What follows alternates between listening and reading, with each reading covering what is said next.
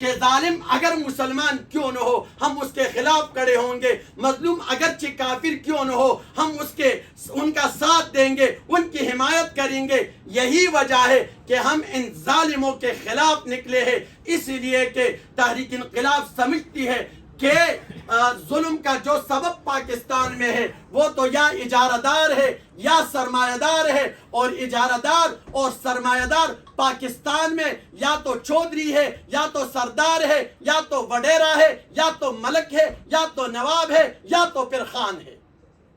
یہی وجہ ہے ہم چاہتے ہیں کہ ان ظالموں کے خلاف نکلے۔ ان کی ہم نام اس لیے لے رہے ہیں کہ ہم اس خان کے خلاف ہے، نواب کے خلاف ہے، ملک کے خلاف ہے، چودھری کے خلاف ہے، وڈیرے کے خلاف ہے، سردار کے خلاف ہے، صرف اس وجہ سے کہ نبی کریم صلی اللہ علیہ وسلم نے بھی نام لیا تھا، اللہ رب العالمین نے بھی نام لیا تھا۔ افرائیتم اللات والعزی ومناۃ الثالثۃ الاخری، منات، عزا اور لات جو بت تھے اور وہ لوگ ان کی عبادت کرتے تھے، ان کی پوجا کرتے تھے، ان کو نفع و نقصان کا مالک سمجھتے تھے، ان کو پکارتے تھے، ان کی فریاد کرتے تھے، تو ہم بھی اس لیے ان کی نام لیتے رہیں گے کہ یہ خان ظالم ہے، یہ نواب ظالم ہے، یہ وڈیرا ظالم ہے، یہ سردار ظالم ہے، یہ ملک ظالم ہے، اور یہاں پر جو نظام ہے یہ نظام ظلم کا ہے۔ اور ہمیں اللہ نے حکم دیا ہے کہ وَلَا تَرْكَنُوا إِلَى الَّذِينَ ظَلَمُوا فَتَمَسَّكُمُ النَّارُ، ظالم کی طرف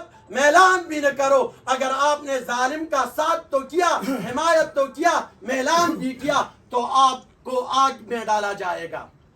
اور یہ قرآنی مشن ہے، کتاب انزلناہ الیک لتخرج الناس من الظلمات الی النور۔ نبی کریم صلی اللہ علیہ وسلم کو جو نسخہ قرآن کریم کے شکل میں دیا گیا اس میں یہی فرمان ہے، کتاب انزلناہ، یہ کتاب جو ہم نے نازل کیا گیا ہے آپ کے لیے، یہ صرف اس وجہ سے کہ لتخرج الناس من ظلمات الجہالۃ الی نور الایمان، کہ آپ اس قرآن کے ذریعے لوگوں کو جہالت کے اندھیروں سے نکالے ایمان کی روشنیوں کی طرف۔ اور آپ کو پتا ہے اتر کر ہرا سے سوئی قوم آیا، وہ ایک نسخہ کیمیا ساتھ لایا۔ جب وہ نسخہ نبی کریم صلی اللہ علیہ وسلم لے کر آئے تو مشرکین عرب جو تھے وہ قوموں میں تقسیم تھی، وہ لسانیت میں تقسیم تھے، اسی طرح وہ فرقواریت میں تقسیم تھے، وہ رنگ و نسل میں تقسیم تھے، لیکن نبی کریم صلی اللہ علیہ وسلم نے ان کو ایک جماعت بنائی۔ جماعت کیا بنائی؟ اس میں صہیب رومی بھی تھا، اس میں سلمان پارسی بھی تھا، ابو ذر غفاری تھا، بلال حبشی تھا، ان میں ننوائی بھی تھے، ان میں دوسی بھی تھے، اور اس میں جاشمی بھی تھے۔ ان کو ایک جماعت بنا کر اور کالے سفید کا فرق ختم کر کے، عرب و عجم کا فرق ختم کر کے، اسی طرح نبی کریم صلی اللہ علیہ وسلم کی وہ جماعت جب یثرب کی طرف جاتی ہے تو یثرب میں دو خاندان آپس میں لڑ رہے تھے، اوس و خزرج، ان کو اکٹھا کر دیا، یہ مہاجرین بنے، وہ انصار بنے۔ جب ایک اتفاق قائم ہوئی، اخوت اور بھائی چارگی قائم ہوئی، اور جب وہ جماعت نکل گئی کفر کو ختم کرنے کے لیے، ظلم کو ختم کرنے کے لیے، اور لوگوں نے جب پوچھا کہ آپ تو وہ لوگ تھے کہ آپ کے پاس نہ گندم ہے، نہ چاول ہے، نہ آپ کے پاس خوراک کا انتظام ہے، اس لیے کہ مکہ اللہ کریم نے ایک ایسی جگہ بنائی کہ نہ وہاں پر گندم ہوتے ہیں نہ وہاں پر چاول ہوتے ہیں، تو ادھر ادھر کے جو علاقے تھے وہ ان کو مطلب خوار اور ذلیل لوگ کہا کرتے تھے، بھوکے اور ننگے اور پیاسے لوگ کہا کرتے تھے۔ اور اس کی وجہ یہ تھی کہ مکہ کو اللہ کریم نے پکنک پوائنٹ نہیں بنانا تھا کہ یہاں پر کوئی آئے اور سیر و تفریح میں لگ جائے، یہاں پر کوئی آئے تو وہ صرف میرے گھر میں رہے، وہ صرف میری طرف متوجہ رہے۔ تو اس وجہ سے ان کی زندگی کا دار و مدار بیرونی تجارت پر تھا، تو ادھر ادھر کے علاقے اور قبائل ان کو جو ہے ننگے اور بھوکے لوگ کہا کرتے تھے۔ تو انہوں نے پوچھا کہ آپ تو ایسے ننگے اور بھوکے لوگ تھے، آپ تو پیاسے لوگ تھے، آپ نے کس طرح دنیا کو فتح کیا، کس طرح لوگوں کے دلوں پر حکومت کر دیا؟ جسموں پر نہیں، سروں پر نہیں، آپ نے دل و روحوں پر کس طرح لوگوں پر حکمرانی کی؟ تو صحابہ نے جواب دیا انا قد ارسلنا لنخرج الناس من ظلمات الجہالت الى نور الایمان، ہمیں اس لیے بھیجا گیا ہے کہ ہم لوگوں کو جہالت کے اندھیروں سے نکالے ایمان کی روشنی کی طرف، ومن جور الملوک، اور لوگوں کو ہم ظالموں کے ظلم سے نکالے۔ ملوک کسے کہتے ہیں؟ خان کو، نواب کو، چودھری کو، وڈیرا کو، سردار کو، ملک کو، ہم لوگوں کو اس کے ظلم سے نکالے، الی عدل الایمان، انصاف کی طرف لائے۔ تو یہی ہمارا نظریہ ہے، یہی تحریک انقلاب کا فکر ہے، یہی تحریک انقلاب کی سوچ ہے، یہی تحریک انقلاب کی نظر ہے کہ ہم ظالم سے بغاوت کریں گے، ظلم کے خلاف اٹھ کھڑے ہوں گے، ہم مظلوم کا ساتھ دیں گے، ان کی حمایت کریں گے۔ اور یہ کام ہے کس کا؟ نوجوانوں کا، اس لیے کہ نوجوان وسے کہتے ہیں جو حق کے لیے لڑے، حق کے لیے بولے، حق کے لیے لکھے، حق کے لیے بیٹھے، حق کے لیے اٹھے، وسے نوجوان کہتے ہیں۔ جب ابراہیم علیہ السلام نے بت توڑ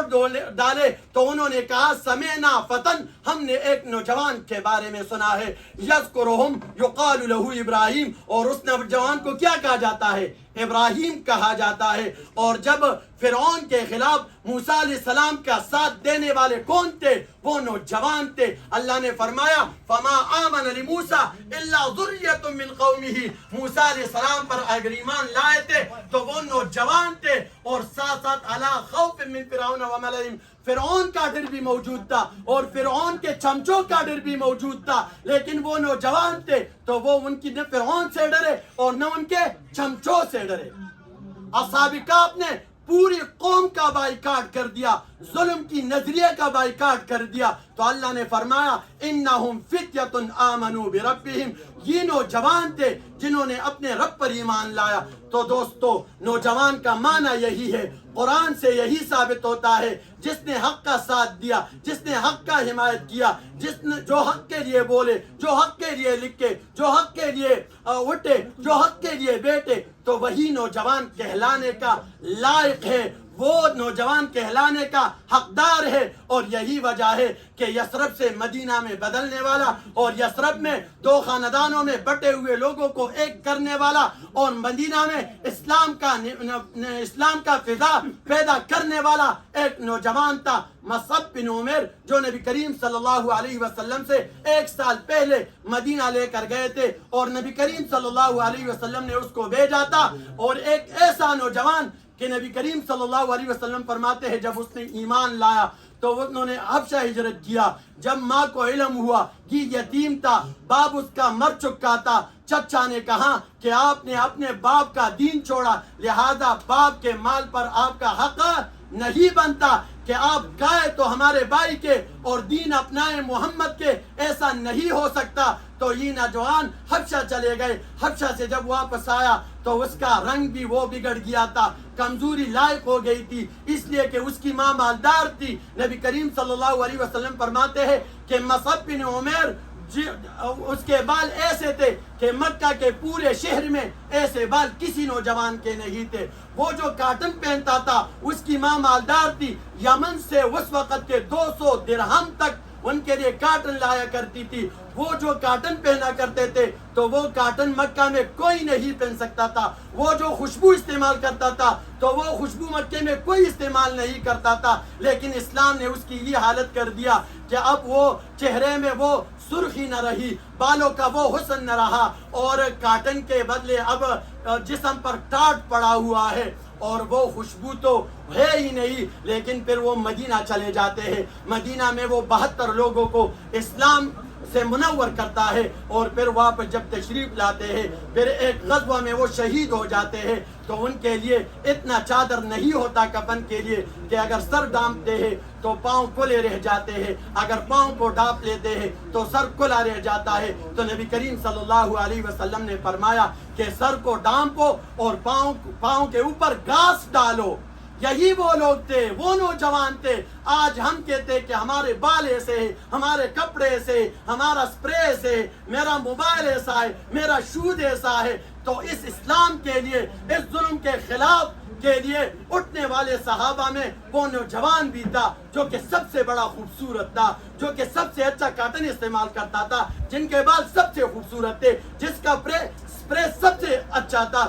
لیکن پھر بھی وہ اسلام کے لیے سب کچھ قربان کر گئے۔ تو تحریک انقلاب کا نوجوان بھی وہ نظریہ لے کر اٹھے کہ ہم ظلم کے خلاف نکلے، ہم ظالم سے بغاوت کریں، ہم مظلوم کی حمایت کریں، مظلوم چاہے کافر کیوں نہ ہو، ظالم چاہے ہمارا باپ کیوں نہ ہو، ہمارا بھائی کیوں نہ ہو، ہمارا بیٹا کیوں نہ ہو، ہماری ماں بہن بیوی کیوں نہ ہو، ہمارا رشتہ دار کیوں نہ ہو، ہمارا بڑا کیوں نہ ہو، ہمارے معاشرے کا چھوٹا کیوں نہ ہو، ظالم خواہ مذہبی روپ میں مولوی کیوں نہ ہو، مفتی کیوں نہ ہو، مذہبی روپ میں وہ عامل پیر مرید کیوں نہ ہو، ہم اس کے خلاف نکلیں گے۔ کیا آپ سب تیار ہیں؟ اور دوسری بات، ہماری سب سے بڑا المیہ جو ہے اس وقت، ہماری ساری سیاسی جماعتیں بیرونی ایجنڈے پر ہے، اور وہ کس طرح میں آپ کو سمجھانا چاہتا ہوں، دور نہیں جانا چاہتا ہوں، وہ باتیں سمجھانا چاہتا ہوں جو آپ کی زندگی میں رونما ہوئی ہے۔ ڈاکٹر عافیہ صدیقی کے لیے کوئی آواز نہیں اٹھاتا، اور آواز نہ اٹھانے پر سب متفق ہے یا نہیں ہے؟ نیٹو سپلائی پر سب متفق تھے، ڈرون اٹیک پر سب متفق تھے، ٹرانسجینڈر بل میں سب متفق ہے، اور اسی طرح امریکہ نواز سب ہے، بھارت نواز سب ہے، روس نواز سب ہے، لیکن جب ملک کی مفاد کی بات آتی ہے تو پھر سب کا اختلاف شروع ہو جاتا ہے، ایک دوسرے کے دشمن ہو جایا کرتے ہیں، پھر کوئی فوج کے خلاف بولتا ہے، کہ کوئی جو ہے ملکی اداروں کے خلاف بولتا ہے، اور ادارے کبھی اس کے خلاف، کبھی اس کے خلاف، کبھی ایک کے اوپر، کبھی دوسرے کے اوپر لے کر آتا ہے۔ یہ صرف اور صرف ہمارا ہر ادارہ، ہمارا ہر سیاسی جماعت، ہمارا ہر سیاسی تنظیم جو ہے وہ بیرونی ایجنڈے پر چل رہا ہے۔ یہی وجہ ہے کہ ایک دن وہ دھمکی دیتا ہے، دوسرے دن وہ پھر معافی مانگتا ہے۔ اگر ختم نبوت پر بات ہو، اگر بیرونی سازش کا ایجنڈا ہو، تو پھر وہ سب متفق ہو جاتا ہے، سب خاموش ہو جاتا ہے۔ ممتاز قادری کی پھانسی پر سب خاموش تھے، سلمان تاثیر کے لیے سب بولے، عامر نذیر چیمہ کی شہادت پر سب خاموش تھے، لیکن گستاخی رسول کے لیے سب بولتے ہیں۔ اور اسی طرح جب بھی کوئی اسلام کے خلاف بات ہوتا ہے، اگر وہ بیرونی ایجنڈا ہو، بیرونی سازش ہو، تو پھر وہ سب خاموش ہو جاتے ہیں، اور اگر داخلی اور اندرونی معاملہ ہو تو پھر سب ایک دوسرے کے خلاف بولتے ہیں، اور ایک دوسرے پر کفر کے فتوے لگاتے ہیں، غدار کے فتوے لگاتے ہیں، اور ایک دوسرے کو ڈاکو بھی بولتے ہیں، قاتل بھی بولتے ہیں، کرپٹ بھی بولتے ہیں۔ لیکن جب باہر سے کال آ جاتی ہے تو پھر سب ایک میز پر بیٹھ جاتے ہیں۔